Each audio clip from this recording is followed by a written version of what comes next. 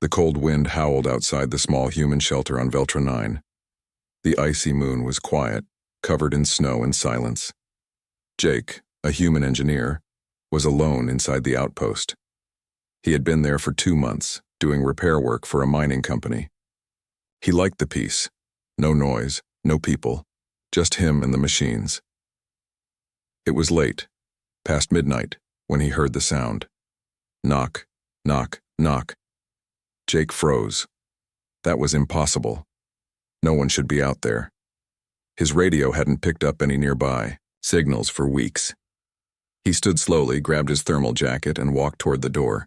He pressed a button on the wall and a small screen showed the outside view. There in the snow stood a figure. Small. Weak. Shivering. Jake stared at the screen. It was a girl. But not human. She had pale blue skin. Her hair was silver, wet from the snow. Her clothes were torn and not meant for cold weather. Her hands were shaking. Her lips moved and the audio sensor picked up her voice. Please, human. I'm freezing. Jake hesitated. He had read about alien life before. Veltra 9 was a border moon. Sometimes ships passed by, but none were expected. Was this a trick? Could she be dangerous? The girl dropped to her knees in the snow, hands pressed together.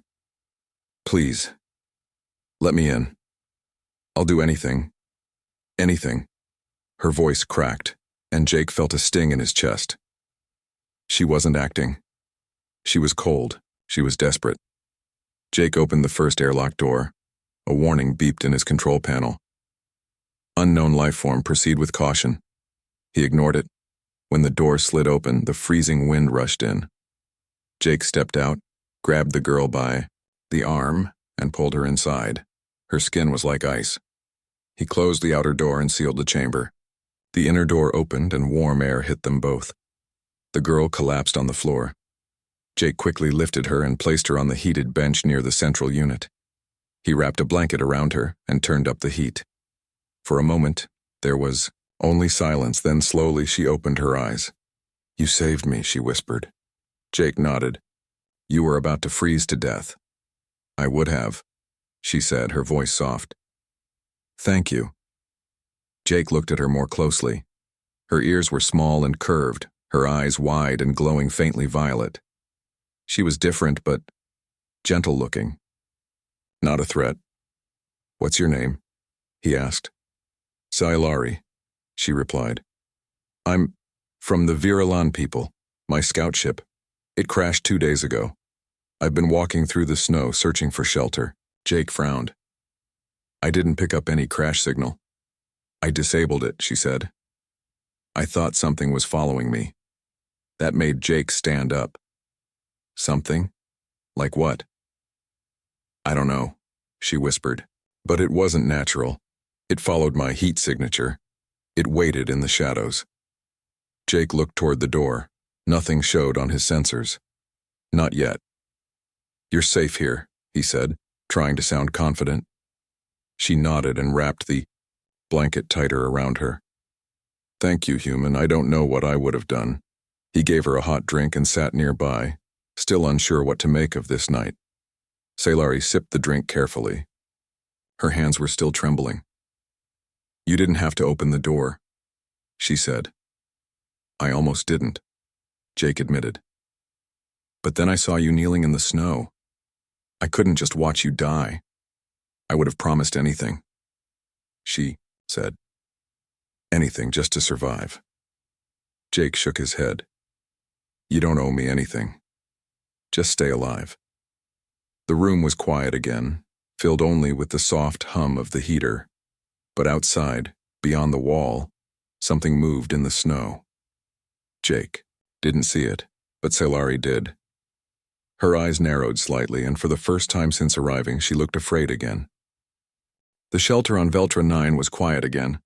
Scifi sat near the heater, wrapped in 2 thick blankets. Her pale blue skin was no longer ice cold, but she still looked tired and worried. Jake watched her from across the room.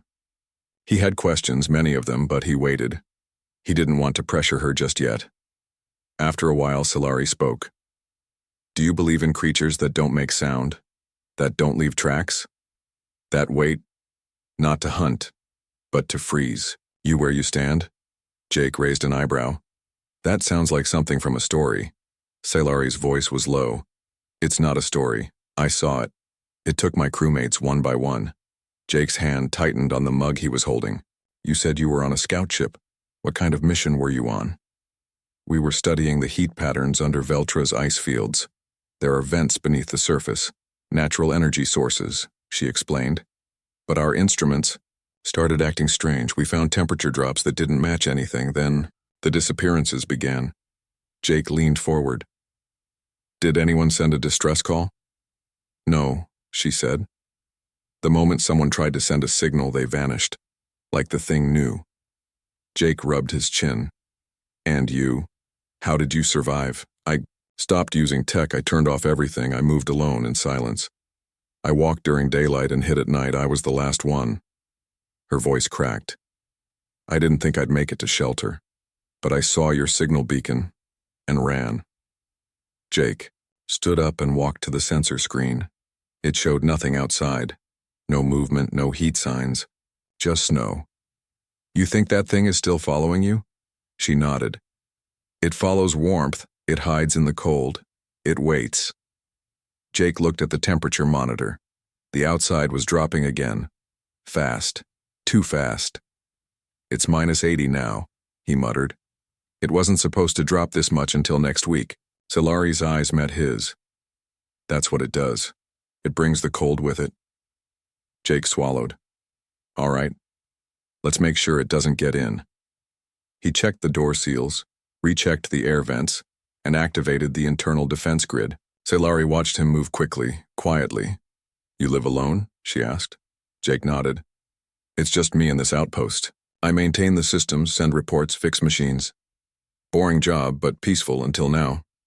Salari gave a weak smile. Peaceful sounds like a dream. After everything was secured, Jake brought her some food, warm protein rations. She ate, slowly, carefully. He noticed her hands had stopped shaking. You recover fast, Jake said. My people adapt quickly to new climates, Salari explained. We evolved that way. But extreme cold still hurts us. My body is catching up. Jake sat down across from her.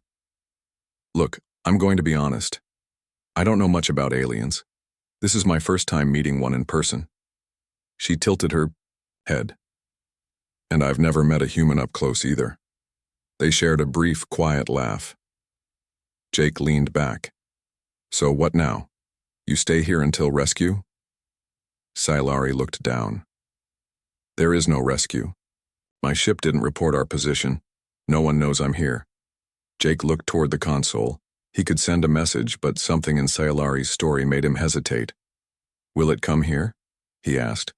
She closed her eyes. If it hasn't already. It will. Heat draws it. And you run heaters all night. Just then the motion sensor beeped. Jake turned fast to the screen. A red dot blinked near the edge of the sensor range. He zoomed in. Nothing. No shape. No sign. Only wind. But the temperature dropped again. Now -2. Jake stood up. I think you're right. Something's out there. Salari stood too, her body still weak but her mind focused. We need to lower the heat, just enough to stay alive. If we stay too warm, we become a target. Jake hesitated. That's risky. We could freeze in here. She nodded. Or worse if we don't. Jake sighed and adjusted the settings. The room cooled slightly, enough to feel uncomfortable, but still safe, for now. Do you know what it wants? Jake asked. No, Salari whispered. But I know what it fears. Jake looked at her sharply. And what's that? She met his eyes. Fire. The room was colder now. The hum of the heater had gone quiet, and only a small backup unit kept the shelter from freezing completely. Jake sat at his desk, wearing thick gloves and a double-layered coat. Across the room, Salari sat curled up. Near the emergency heat core, her eyes closed, saving her energy.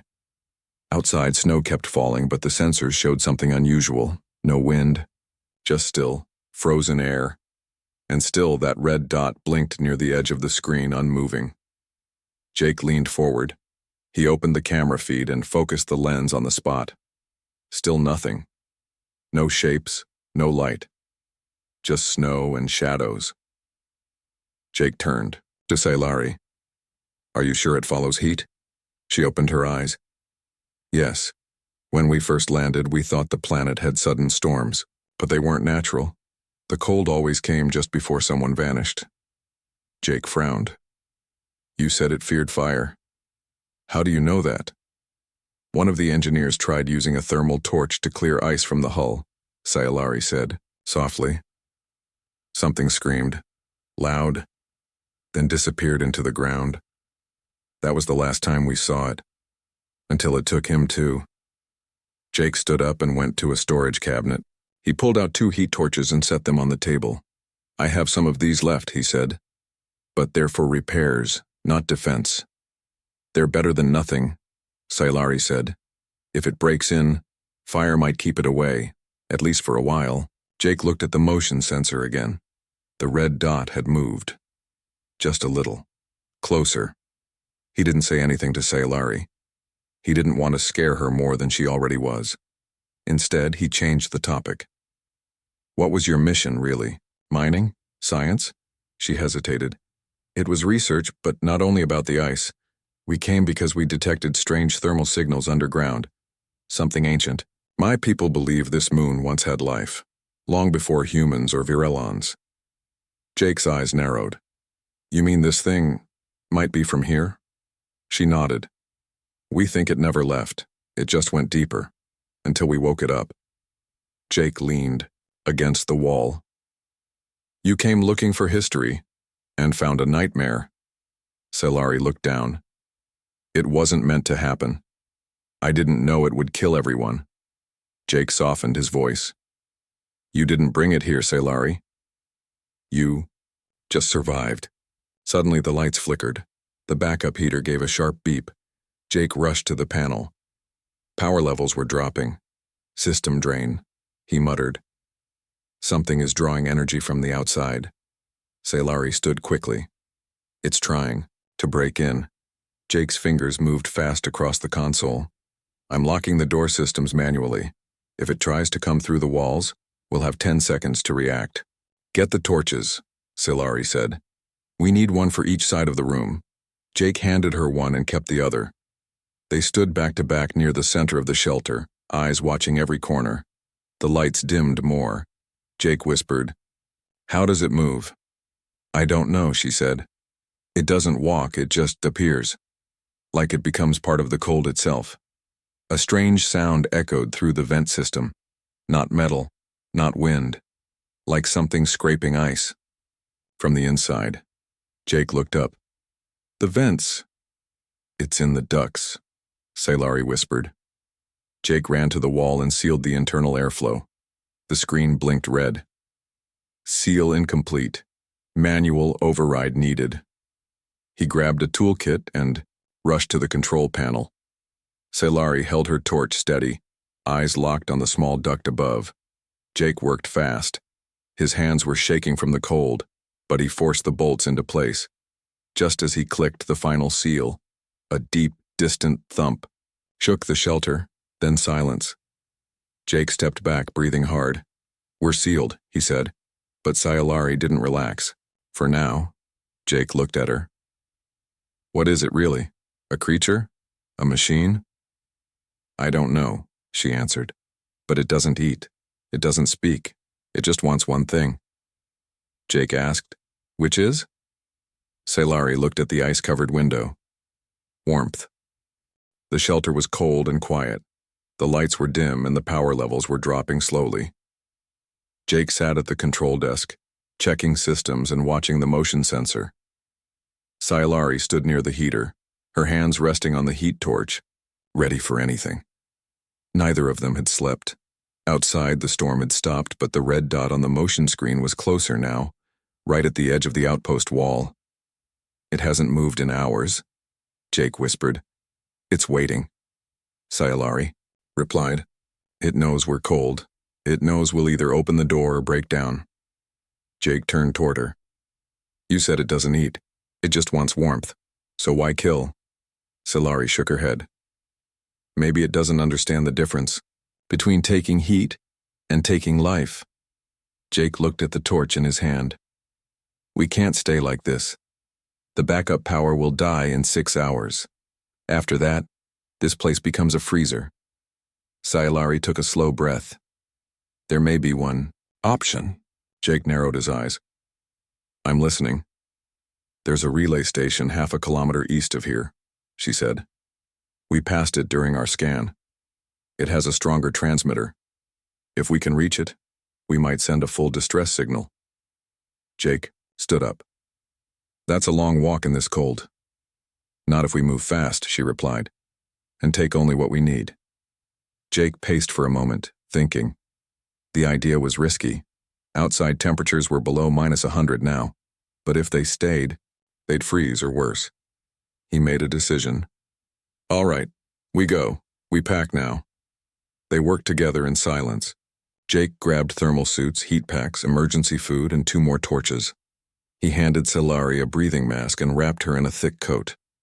As he finished packing, he looked at her. You okay? Scifi nodded. I've faced worse. Jake smiled a little. You don't look like a soldier. I'm not, she said. But I've learned how to survive. When they stepped outside, the cold hit like a wall. The wind was low, but the chill was deep, biting into their clothes. Ice crunched under their boots. The world was white and gray, nothing else. They moved fast, staying low. Jake checked the scanner. The red dot was gone. That doesn't make me feel better, he said. Me neither, Scifi whispered. They kept walking. Each step was slow but steady. Scifi stumbled once and Jake caught her. Careful, he said. I'm fine, she answered, but her voice was weak. They walked for 20 minutes without speaking. Then suddenly Jake raised his hand. Stop. Up ahead, across the snow, a dark shape moved, barely visible. It was tall, thin, and almost see-through. It didn't walk. It glided. Jake's heart pounded. Scifi grabbed his arm. Don't move. It senses movement and heat. If we're still, it may pass. They froze. The creature drifted across the ice, turning slowly, like it was sniffing the air without a nose. Its shape bent and changed, like smoke in the wind. Then, it was gone. Jake let out a slow breath. That's what was after you? Yes, Scifi whispered. Now you've seen it. They kept moving. 10 more minutes passed. The sky turned darker even though it was still daytime. Veltra's sun was weak and distant. Finally they saw it, a small metal building half buried in snow. The relay station. We made it, Jake said. Scifi smiled, but her legs shook. He rushed forward and opened the door. Inside it was dusty and cold, but the backup systems were intact. Jake turned on the generator and lights blinked on. The heat came back slowly. Scifi sat on the floor, breathing hard. Thank you.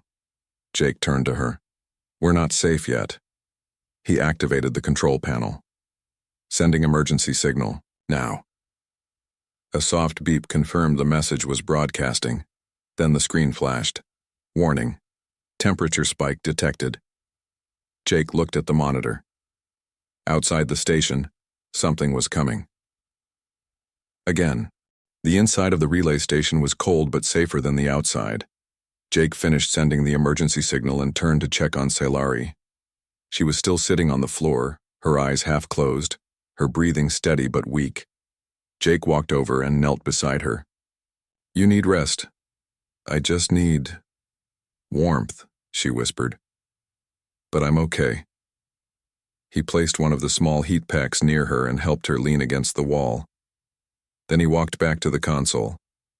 But the screen still flashed. Warning.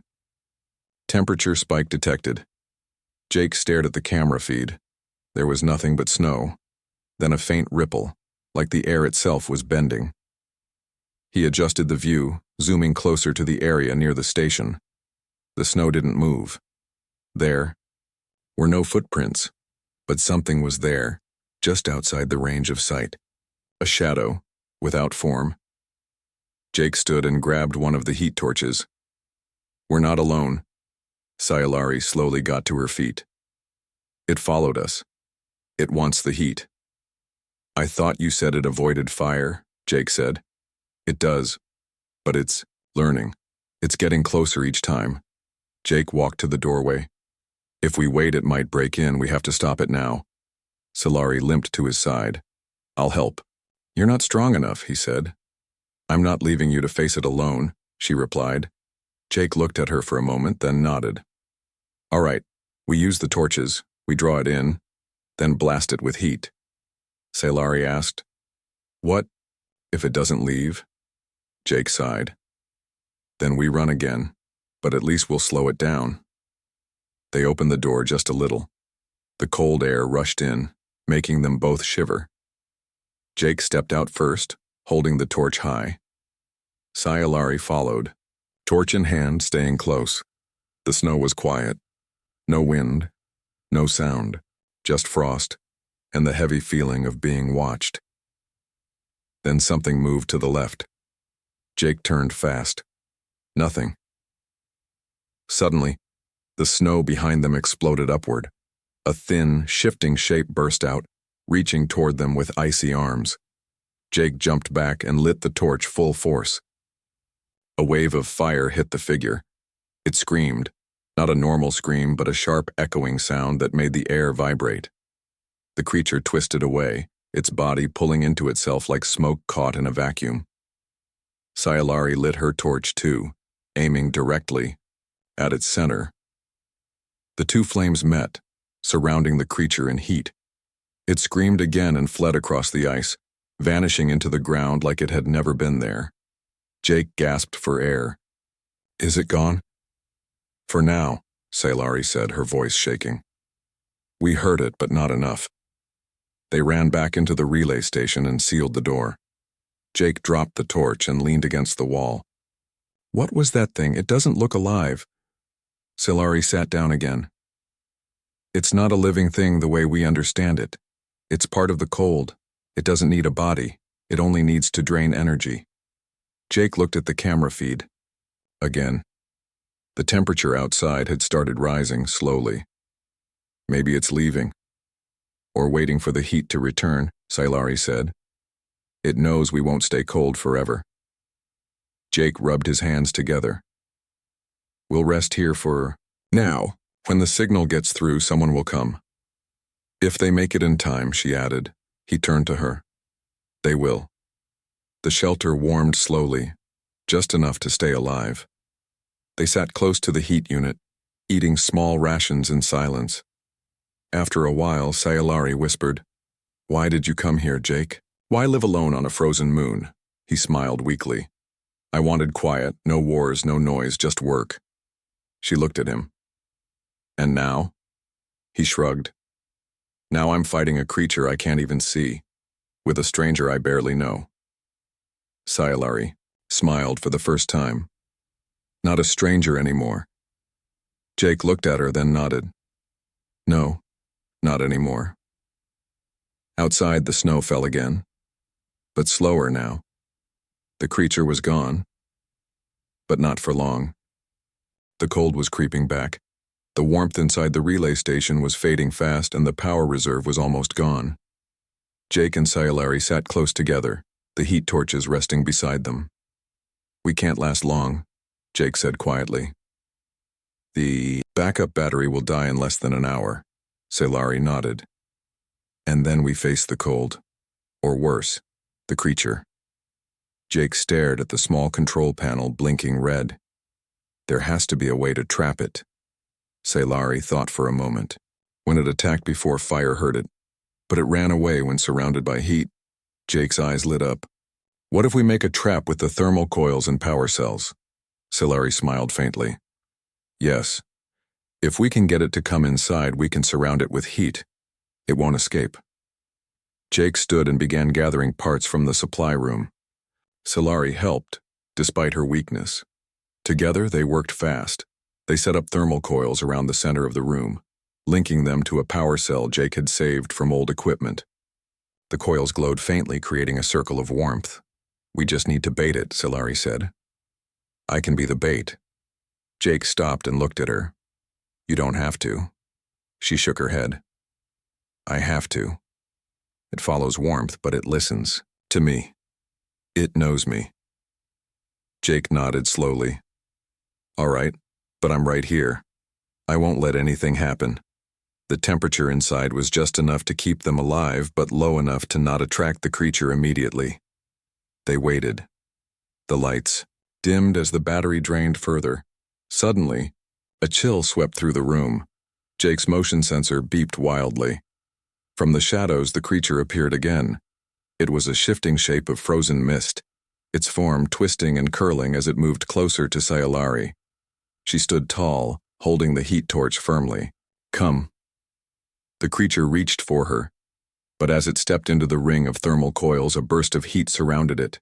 It screamed, a cold, high-pitched sound that shook the walls.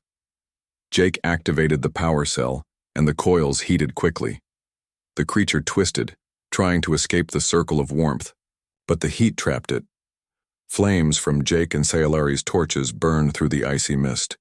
The creature shrieked and thrashed, but it could not break free.